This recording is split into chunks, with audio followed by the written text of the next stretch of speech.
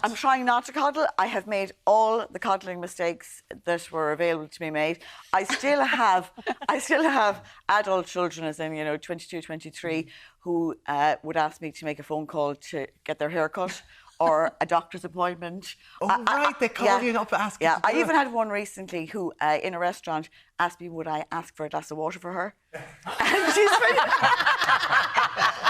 And she's 24. Oh, right. So I have made... You're a card-carrying member of the coddling member. Now, having that community. said, I do know how damaging it can be and how wrong it can be. So, there's a big difference between minding your children and coddling your children. I have to say to myself, and I have had to say to myself with each of my children all the time, just remember, they need to build their own self-esteem. They need self-care. They need to build resilience.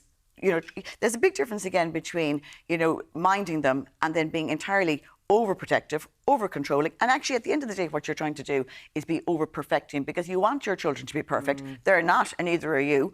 And you want your relationship with them to be perfect, and you want all their, their future to be perfect. But you can't build that without giving them the tools to deal with it. And if you take all those tools away because you're playing in the toolbox yourself, they can't build it.